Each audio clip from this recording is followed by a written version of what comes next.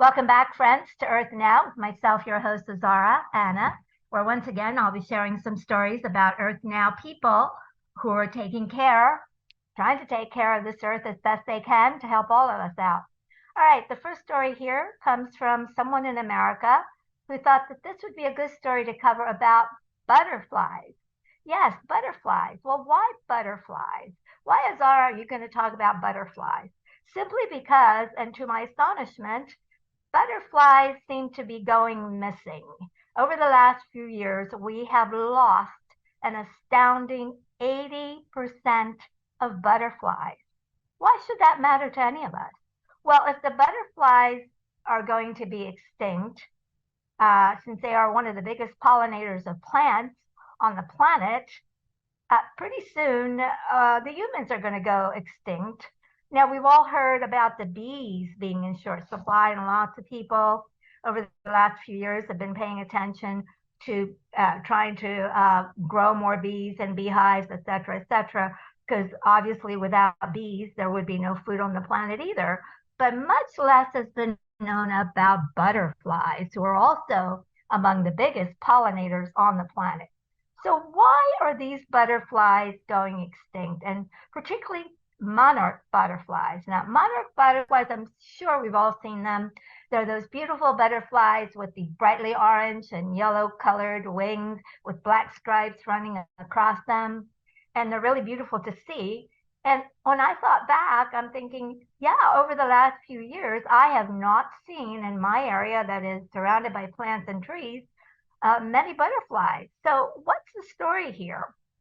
So to find out what the story is, two ambitious young guys decided, okay, we're just going to take a trip across the country, across America, and across Canada. Maybe we can find out where the butterflies are going. Are they going elsewhere? Is the migration pattern different? What's happening that they are no longer around? And so that's exactly what they did. They hopped in an RV and started out from the West Coast, driving east. And to their amazement, they found they were not the only ones concerned about the plight of the butterflies, that there are literally thousands and thousands of people across America, across Canada, and probably across the world that seem to be noticing that, oh gosh, the butterflies are nowhere in sight anymore.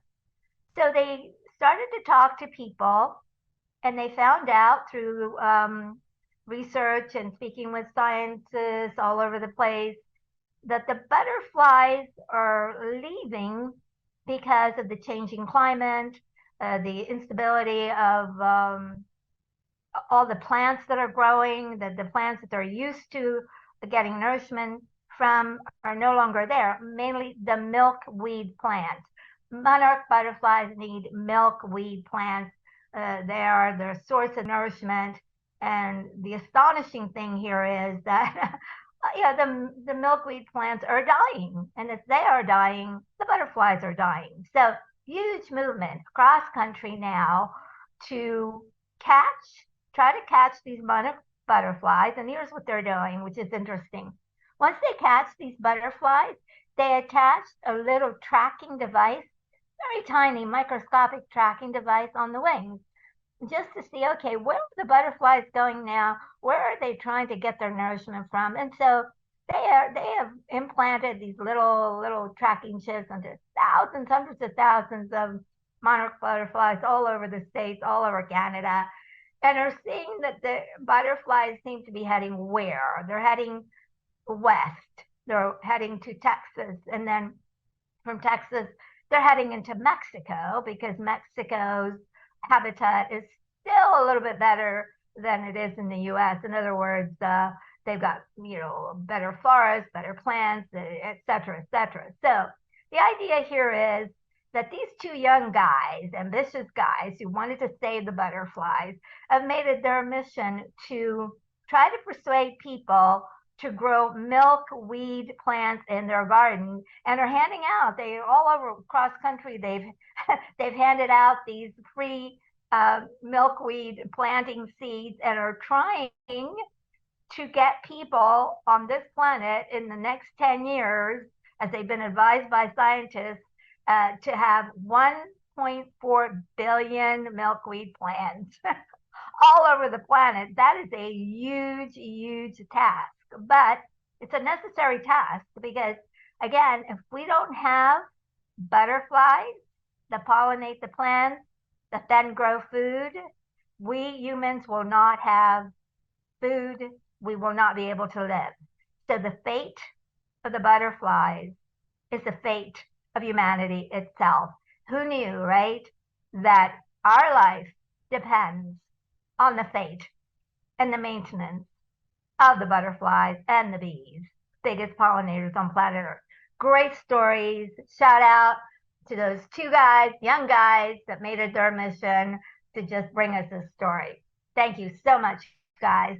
Fraser and Trevor are their names.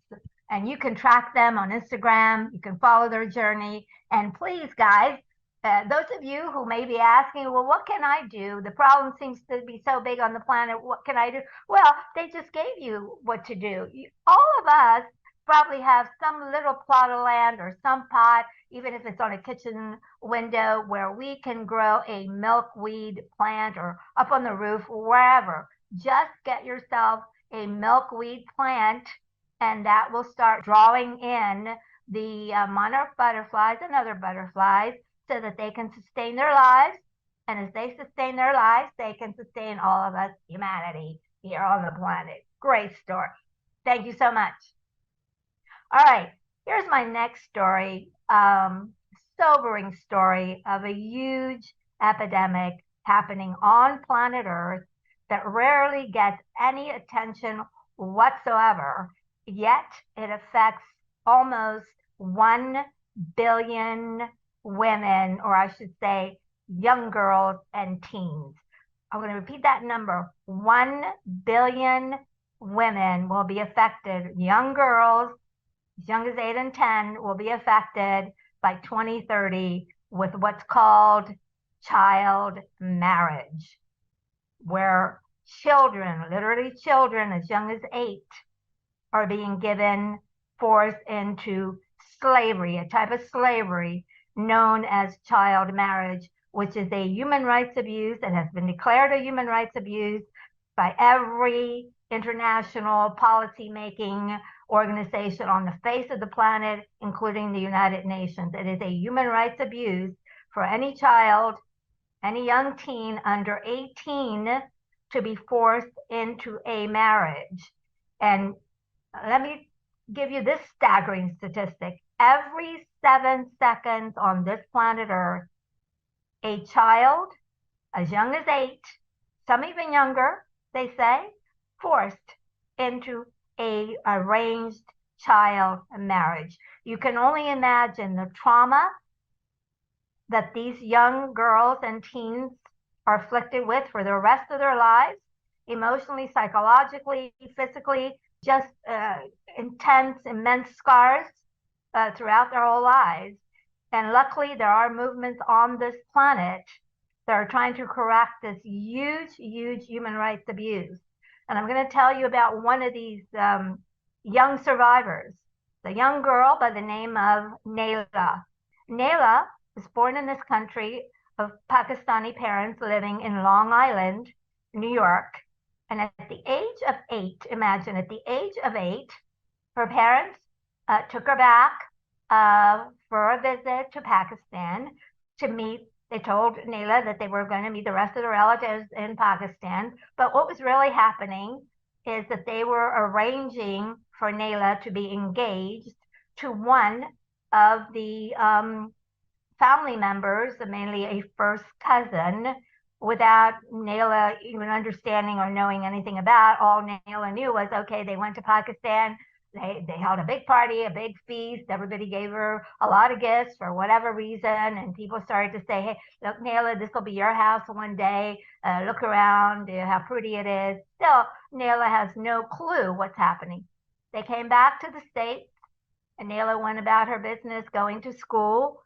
And her parents then said, well, you really can't converse with any young boys out there because you're now engaged to your cousin in Pakistan. And Naila was just absolutely just staggered. but there's nothing she could do. This was like her parents' tradition, and at 8 years old, you have no power. You don't think you can control anything. So at the age of 9 or 10, her parents became alarmed that she was beginning to show signs of being quote unquote westernized. So they rushed her back a couple years later, back to Pakistan. At the age of 13, they married her off to this Pakistani cousin, and then came back to the U.S. because in the U.S. with the idea that she'll come back here and then they will sponsor the husband to come to the U.S. and live with them in New York. But in New York, the legal age for marriage was 14. Naila at that point was only 13.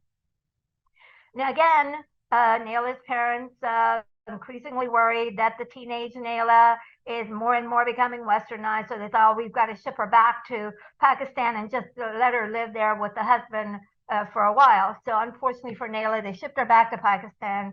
And in that horrible situation, Naila experienced nothing but abuse, nothing but sexual abuse, beatings, and raping for several years until she managed to escape. Some way or another, she managed to escape that horrific slavery situation their parents had thrust her in. She came back to the States, she came back to America where her parents, not happy, they started beating her here in the US. The foster care took her away from the parents.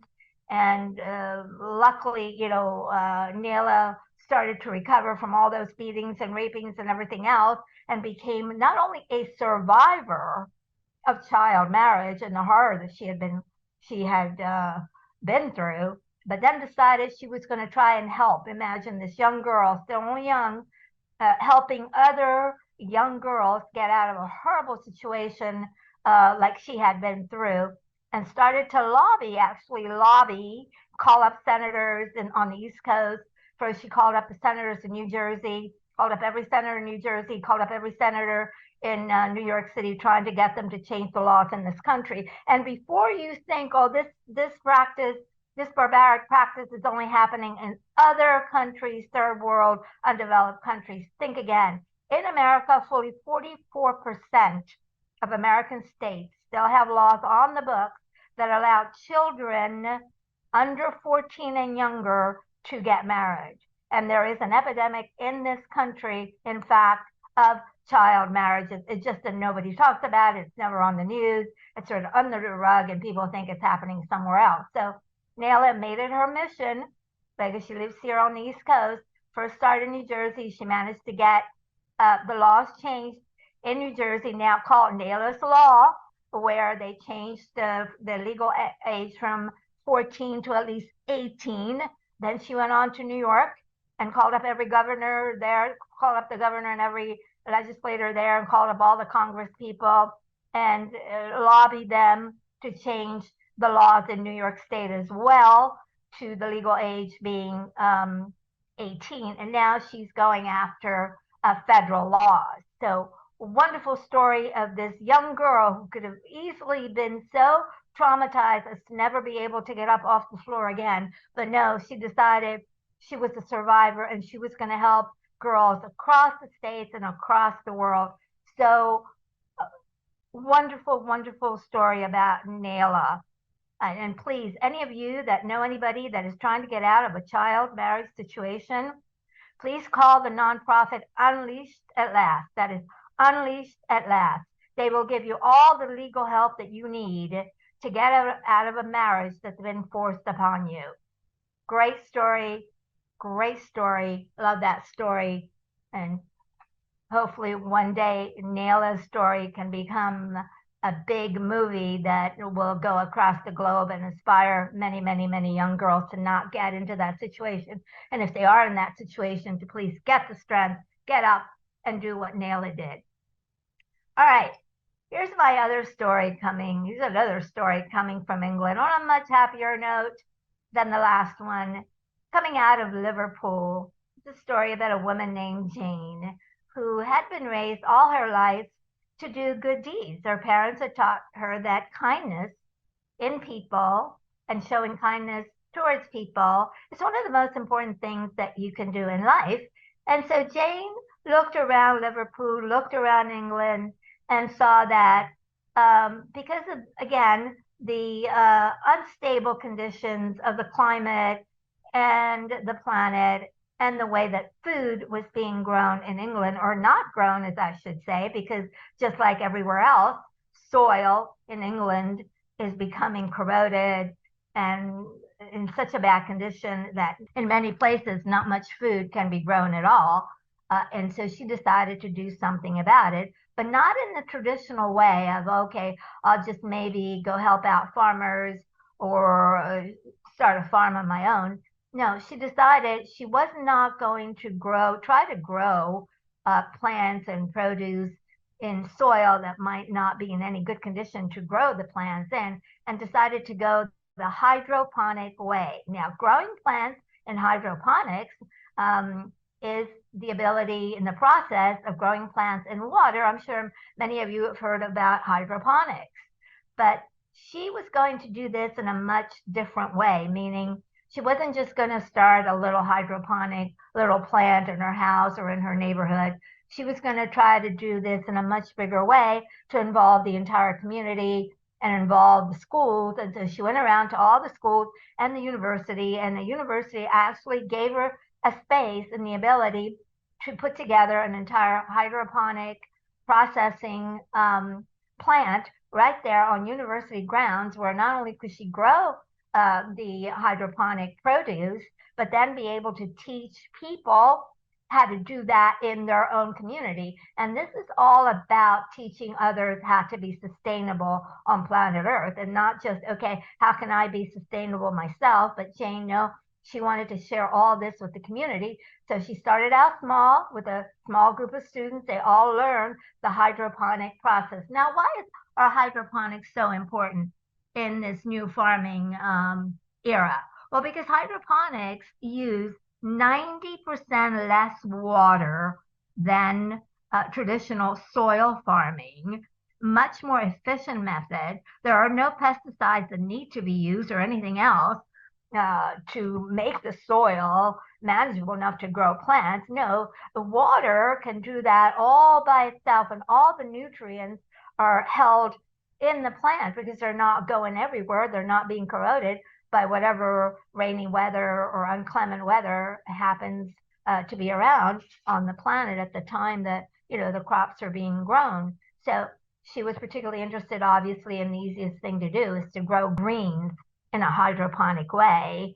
So she called her project Greens for the Future, Food for the Future, where she, you know, grew a lot of plants and began to, as I say, teach other people so that they could implement that process in their own communities, and then developed a way of getting actually the greens that they were growing there in the hydroponic plant into the community itself by delivering boxes of fresh greens to the neighborhood, which was better and healthier, as many of the people that got their food said, than going to a food bank where, well, the food may not be the best quality. So Jane went about just delivering boxes of greens to all the neighbors, and all the neighbors got really excited about the greens that tasted so much better than any other greens that they could buy at the supermarket, which were becoming scarce anyway and highly expensive. So just a really wonderful project of, you know, both helping the environment, helping the earth, and helping the people around you sustain themselves with a very, very healthy way of eating, because we all need greens to sustain ourselves. Really, you can't live on, I don't know what people are eating, processed food these days, without some green vegetables. You're not going to be that healthy. So kudos to Jane for starting this project, and then this project now spreading out all over the communities in Liverpool and the rest of England, where children have been very, very excited, and they want to start their own little, you know, hydroponic project in their, you know, little at a time in their homes, and then spreading to their communities. Wonderful story, really, to create a more stable environment for all of us on planet Earth. Okay, folks, that's all the stories I have today. I hope you've enjoyed those. I hope you've gotten some inspiration and some motivation to, at the very least, start growing some milkweed plants in your garden or on your windowsill to draw in the monarchs. And if you're inspired, also to please find out how you can hydroponically grow your own vegetables. It's not really that complicated. Lots of information online. Please, I'm always advising people, be as self-sustaining as you can. Not only are you helping yourself, but you're helping the rest of us. And as always, I leave you with these words: go out and be an Earth Now hero. Take action to create a better world. See you next time.